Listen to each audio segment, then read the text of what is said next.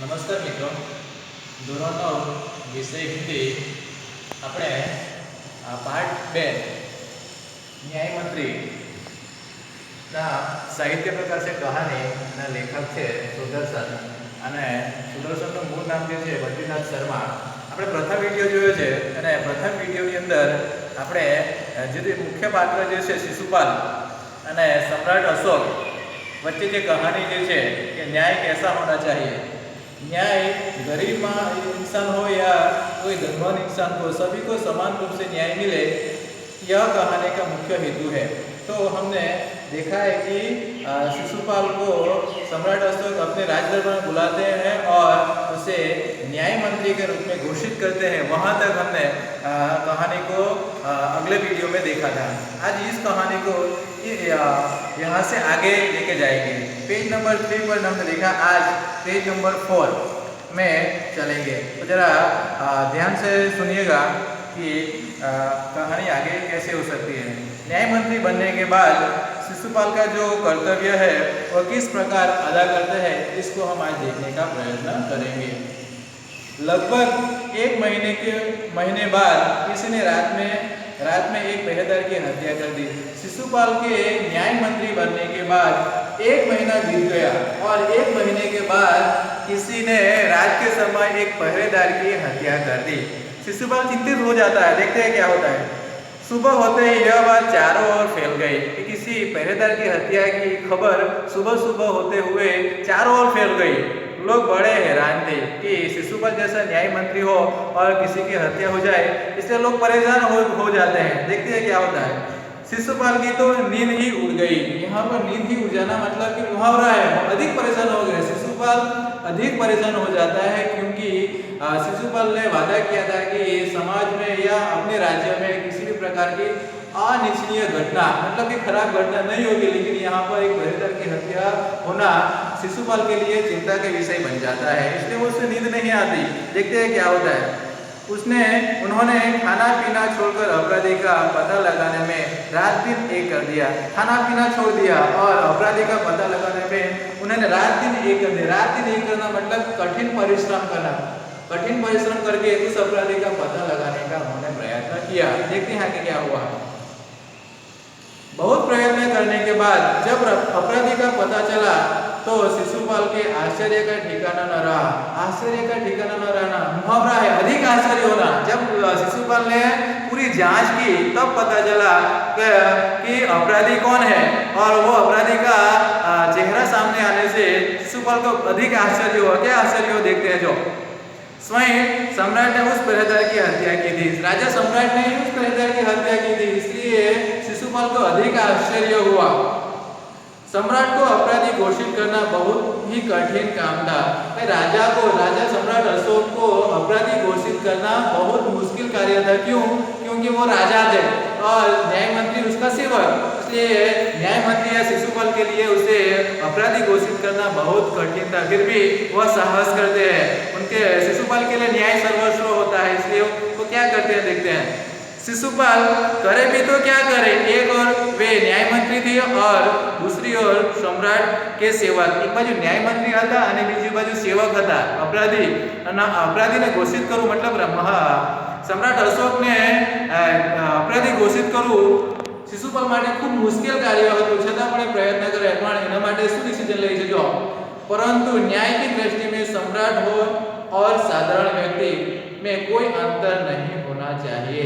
मतलब कि शिशुपाल ने तय किया कि सामान्य व्यक्ति हो या कोई बड़ा या राजा, सबको न्याय समान रूप से मिलना चाहिए. यह शिशुपाल का कर्तव्य है या उसका सिद्धांत है. इसलिए वो साहस करके उस सिद्धांत को अपने जीवन में अमल करने का प्रयत्न करते हैं. देखते हैं क्या होता है.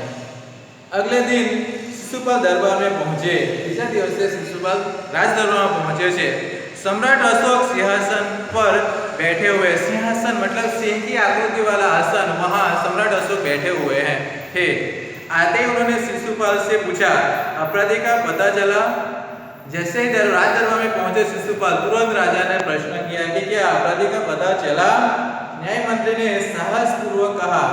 शिशुपाल ने साहस पूर्वक हिम्मत करके कहा, जी हाँ, चल गया। तो फिर उसे उपस्थित करो। राजा तुरंत उत्तर दिया कि उसे उस अपराधी को उपस्थित करो। न्याय मंत्री कुछ रुके। न्याय मंत्री को डर लगा, कुछ रुके। क्या, क्यों रुके? देखिए, फिर उस अपने उच्च अधिकारी को संकेत करते हुए बोले। न्याय मंत्री अपने उच्च अधिकारी को संकेत मतलब इशारा करके क्या कहते हैं? देखो, धनवीर मतलब सैनिक से इशारा करके कहते इन्हें गिरफ्तार कर लो, मैं आज्ञा देता हूँ कि उस व्यक्ति को गिरफ्तार कर लो, मैं मतलब कि हथकड़ी लगा लो, मैं आपको आज्ञा देता हूँ। संकेत सम्राट की ओर था। इशारा कोनी तरफ હતો? राजा सम्राट अशोक तरफ હતો। दरबार में निस्तब्धता छा गई। निस्तब्धता मतलब शांति, कि राजा की ओर इशारा करते ही दरबार में जितने लोग बैठे हुए थे वो शांति, निस्तब्धता छा गई मतलब शांत हो गए, क्योंकि राजा की ओर इशारा था। किसका? सम्राट शिशुपाल का। सम्राट का चेहरा क्रोध से लाल हो गया। राजा को भी गुस्सा आ गया, क्योंकि राजा होता है और उसको इसे अपनी ओर इशारा करता है या अपना अपमान करता है, तो राजा को भी गुस्सा आ गया।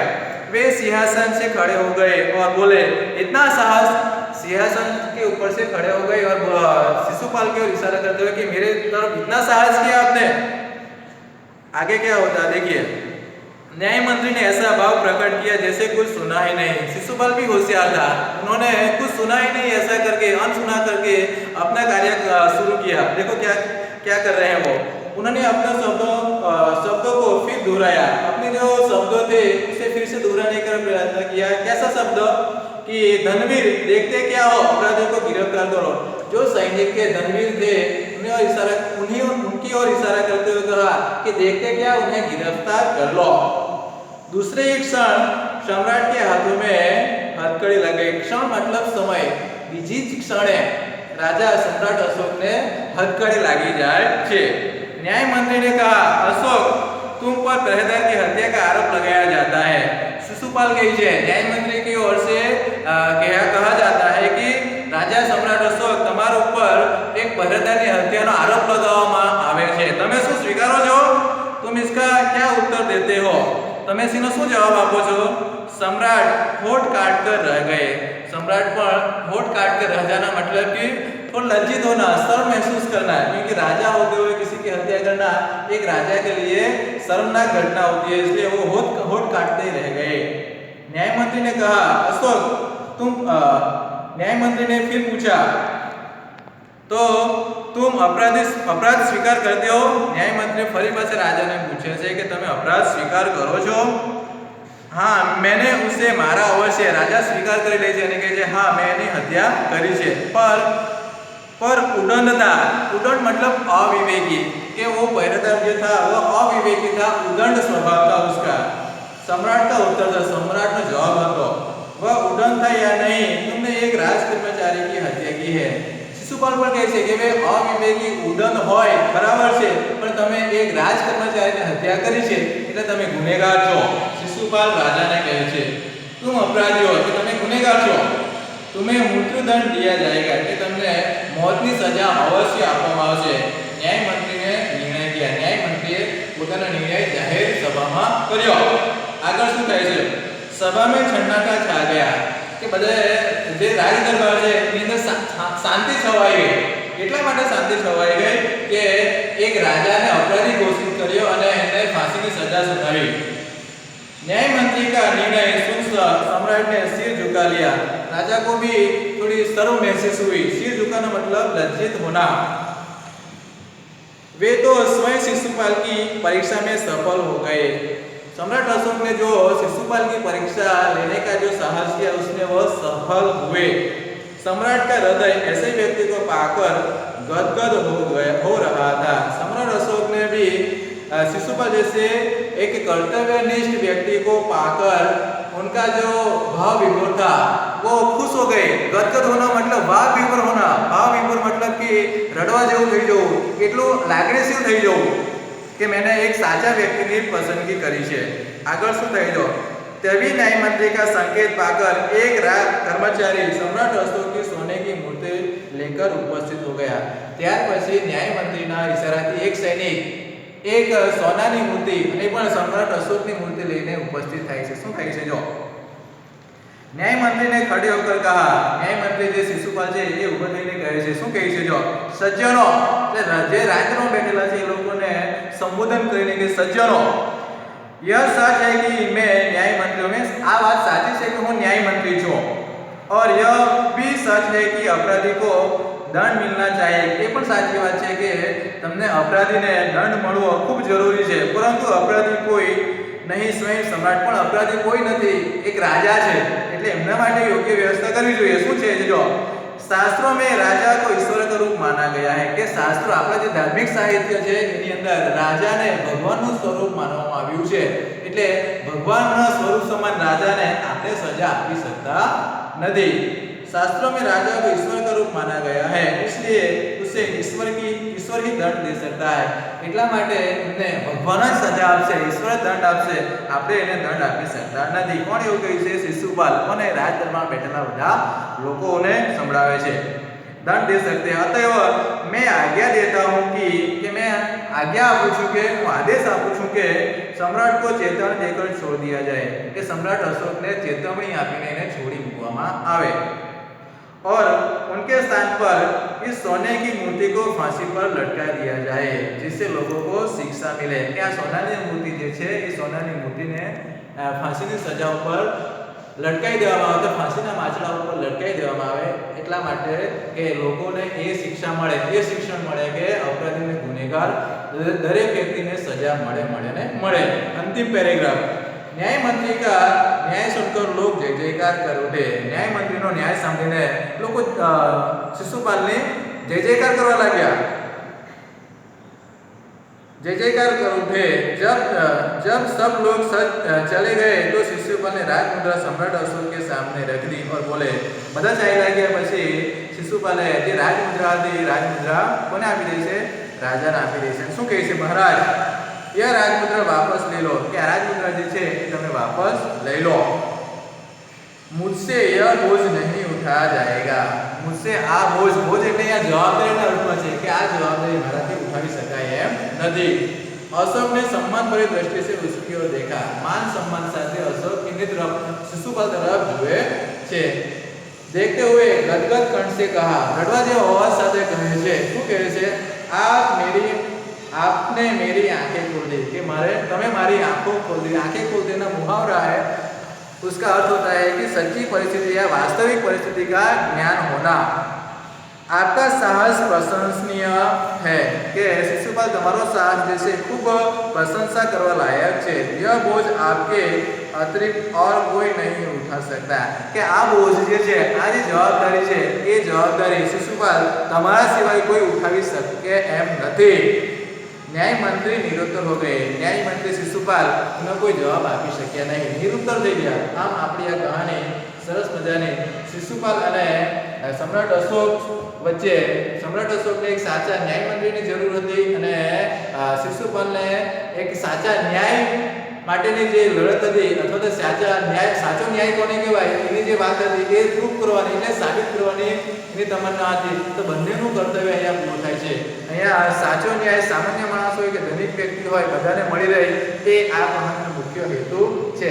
તો જરા શબ્દાર્થ તરફ આપણે નજર કરી લઈએ। આપણે તો જોઈએ શબ્દાર્થ કે હેરાન, આશ્ચર્યચકિત, સ્વયં એટલે ખુદ, ઉપસ્થિત એટલે હાજર, સંકેત એટલે ઈશારા, નિસ્તબ્ધતા शांति, हथकड़ी, अपराधी के हाथों में पहनाई जाने वाली लोहे की जंजीर, जंजीर मतलब साकड़, आपने गुजराती शब्द वापरવો હોય તો। उदंड, अविवेकी, बोझ, भार, અહીંયા જે છે એ જિમ્મેદારી। થોડાક મુહાવરાઓ હતા, મેં તમને સ્પષ્ટ અર્થ પણ કીધો છે, છતાંય જોઈ લો।